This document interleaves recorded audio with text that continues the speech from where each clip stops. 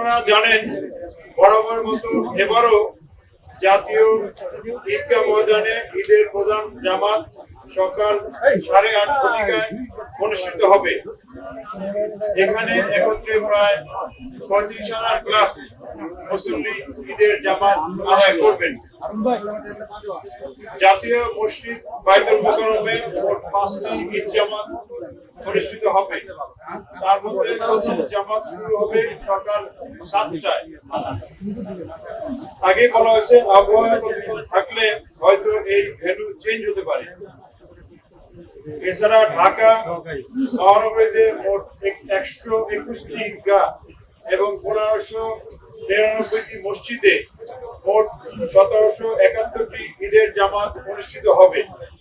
এর বাইরেও আগারগাঁয়ে পুরাতন বাণিজ্য মেলা মাঠে উত্তর সিটি কর্পোরেশনের উদ্যোগে ঈদ জামাত অনুষ্ঠিত হবে।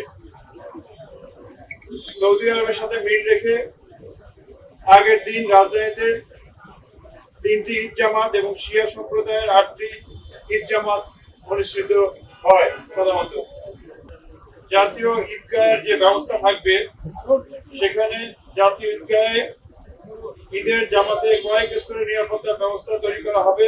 প্রবেশ গেট সমূহে তল্লাশির জন্য আর্চওয়ে এবং মেটাল ডিটেক্টর থাকবে।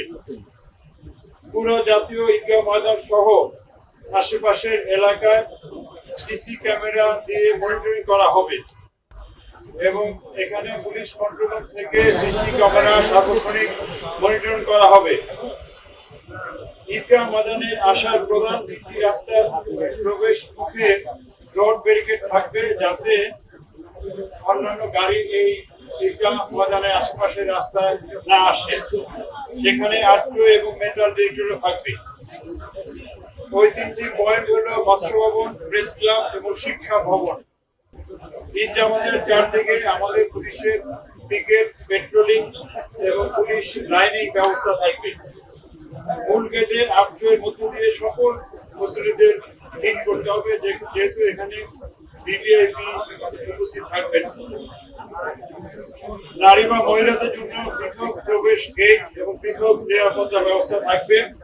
ঈদগাহ ময়দান এবং আশেপাশের এলাকায়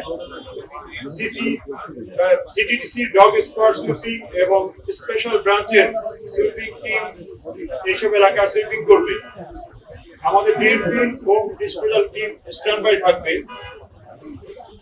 আমাদের স্পেশাল ফোর্স যেটা সোয়াট এবং সাদা পোশাকে ডিবি এবং সিটিটিসির সদস্যবৃন্দ মোতায়েন থাকবে যাতে পুরো এলাকা ঘিরে অন্য একটা বিশেষ নিরাপত্তা ব্যবস্থা বলয় তৈরি করা যায়।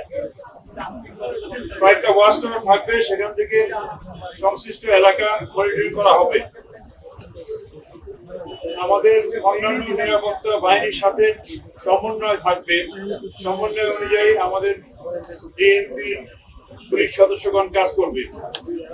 এছাড়া ফায়ার সার্ভিস হতে ফায়ার ব্রিগেডের ফায়ার টেন্ডার প্রস্তুত থাকবে। মেডিকেল হতে ইমার্জেন্সি মেডিকেল টিম থাকবে।